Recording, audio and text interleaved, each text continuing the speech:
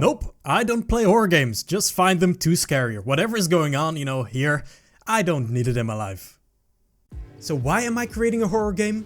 Well, money and eternal fame. See, Project Genesis, a fellow Dreams content creator, is holding a horror game jam with a prize pool of $2,000. Now, it's been running for the last 5 weeks already. I haven't started yet because coincidentally, I was also running for the last 5 weeks.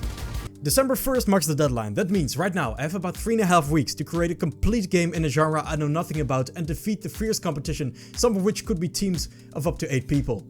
Easy. As always, I'll do this in Dreams, the incredible but underrated game engine on PlayStation 4 and PlayStation 5. I think it's time to get started. Let's do this. In some previous videos, you've seen me make gameplay systems that were based on existing games. Making an original game isn't as straightforward. All I had at the beginning of this project was an idea. I love the mystery and creepiness of the deep ocean, so I wanted to make a game that aimed for phobias such as thalassophobia, fear of open water, megalophobia, fear of huge structures, and submechanophobia, fear of submerged objects. I wanted something really supernatural and weird on top of that. Partly because crazy supernatural shit is my favorite part of games like Control and Death Stranding, but also because I like subverting expectations, or in this case, avoiding cliches.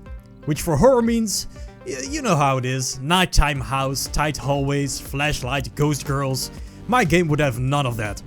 But to get this idea to become a game, I'd need to do a lot of thinking and planning. 2 things I'm really good at. I started by experimenting for a bit. I tried to find the exact visual style and the eerie vibe I had in my head. You'd think that with years of experience I have developing in Dreams, it's easy for me to get into a creation flow. Nope! I got stuck, and I got stuck hard. So, I experimented for a bit, but God of War Ragnarok just came out, I played that for a while, and yeah, those 3.5 weeks I had are 2.5 weeks now. Pain. So here's the issue, I have a lot of ideas, but the individual puzzle pieces just don't seem to fit together, no matter how much I think about them. The fun of this kind of video, I guess, is that I can go very much into specifics about what is bothering me. Right now, it's the end goal of the player. Something needs to drive you forward, right? So here's an idea. You're a deep sea welder that after a disaster at an oil rig finds himself at the bottom of the sea in a supernatural facility. Sounds cool. The issue is, what would be your goal here? Escape? From the bottom of the ocean? Not easy to do or make clear to the player in minimal text or voice acting. Maybe the goal would be to get away from something that chases you. I like the idea of having a ginormous robot chasing you, maybe it moves whenever you aren't looking or something, but having the game just being running away to whatever path I as the creator just happen to have made in a level doesn't feel satisfying to me. This is all before we start talking gameplay. Will I have combat? Will I have any kind of vertical swimming? I just don't know and can't decide on anything because just no big picture is forming in my mind. Regardless, I pushed on with that deep sea welder idea. I started creating the prologue level where you'd weld an oil rig or something above a big hole in the ocean floor. Everything would collapse in a spectacular set piece sequence and you'd find yourself in the supernatural facility. I made a basic player character and made the big robot that would chase you. But my heart was in none of it. When I find focus in Dreams, I can create for entire days on end without getting tired. Instead, I started feeling the dreaded burnout feeling again. Trying to work on the project in any way drained my energy so massively that 30 minutes is the absolute max playtime I could muster. Basically, I reached rock bottom without having even properly started yet. But there's one nice thing about reaching rock bottom. You stop caring so much. So I devised a new creation strategy.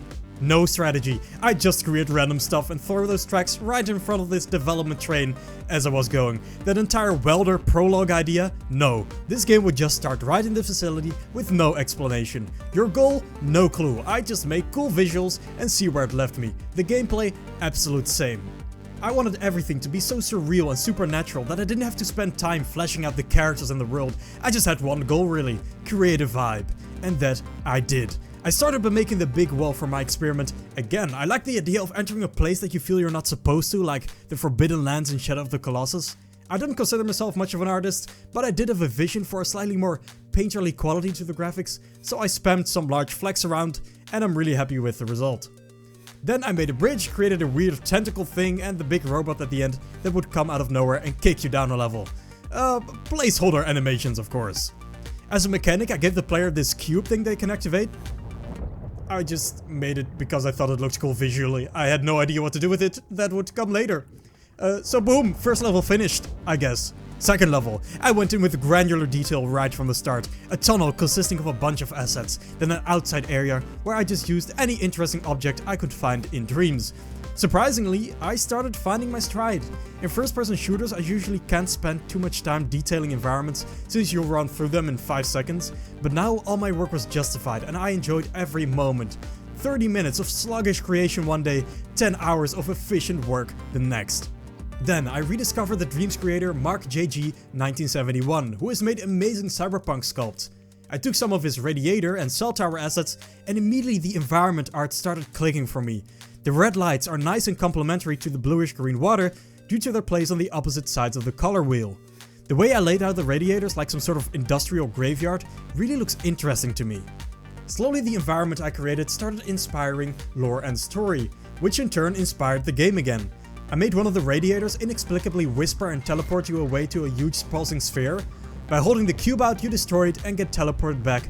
The sphere I made at an earlier point, my initial idea was to have this thing rolling after you as a way to pressure you. Then by holding the cube out, you could make it freeze for a short while.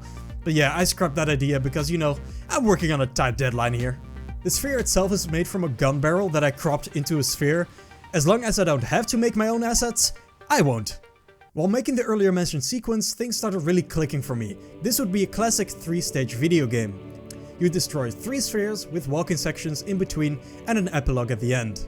Now knowing where the game should lead, combined with my increasing understanding of what I wanted this game to look like, I started working way more efficiently. It took me about 5 days to make the first sphere sequence, it took me 2 to create the second.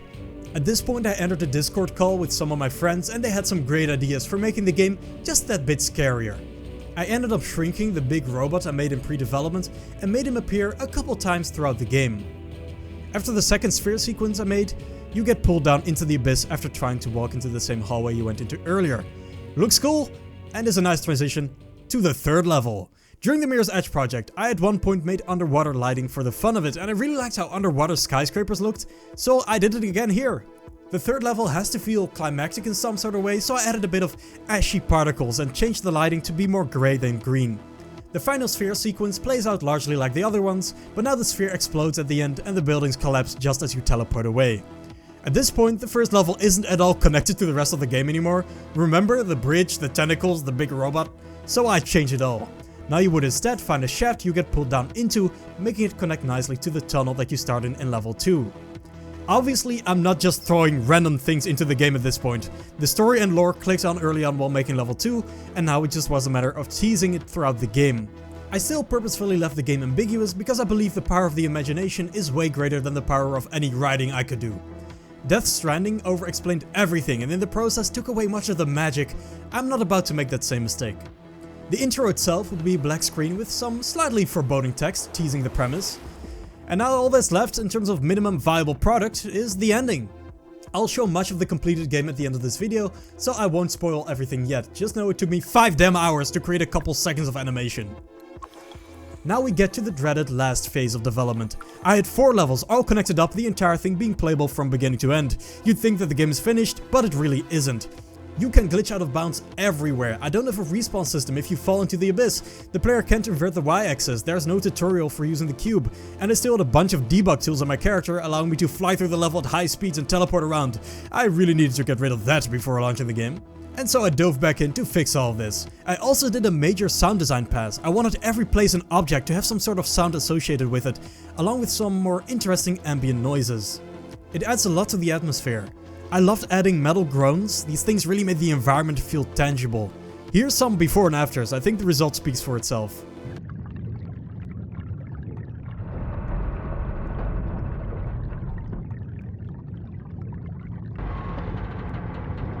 I also did 2 playtests. Playtests can be painful because players will just never do what you want them to, like one of my testers who went all the way sideways into a dark corner when they just needed to walk forward. Signposting is a term used in game development to describe mainly environment art that guides the player. It's everywhere in AAA titles. For example, look how in Mirror's Edge Catalyst there just happen to be yellow colored planks, interactables and cables, the exact path that you should follow. In a playtest, you can never blame the player basically. Everything is the fault of the designer. After the playtest, I definitely went back and changed a couple things to make it slightly clearer where to go. Now at this point you might wonder where the deadline of the game jam is and all this. Well, it'd be nice to have a dramatic ending to this video where I barely finished the game on time. The reality is not that interesting. I finished my game comfortably 3 days before the deadline and spent the last days polishing what was there. The 30th of November, a day before the deadline, I released my game and submitted it to the jam. Now it was just waiting for the results. The first result came in really quickly. The day after release, Media Molecule, developers of Dreams, actually chose my game for Picks, a prestigious list of what they consider high quality creations. Amazing, I had a good feeling about this. Then the jam itself. The judges liked the atmosphere of my game, but predictably thought it was too simple. So, no prize for me. But that's, fair enough. I did end up working on the game only 2 weeks where others spent 2 months. I'm still obviously very proud of the game. I think it's interesting enough that I could expand on it way more. Overall, this was a great experience. A funny thought occurred to me. Usually when working with deadlines you get more stressed as time goes on. But this time it was the other way around. I was insanely stressed at the beginning. Nothing seemed to work. I wanted to make a video and to make a game, but neither were going anywhere. Then as I found my rhythm, my stress didn't just go down, it disappeared.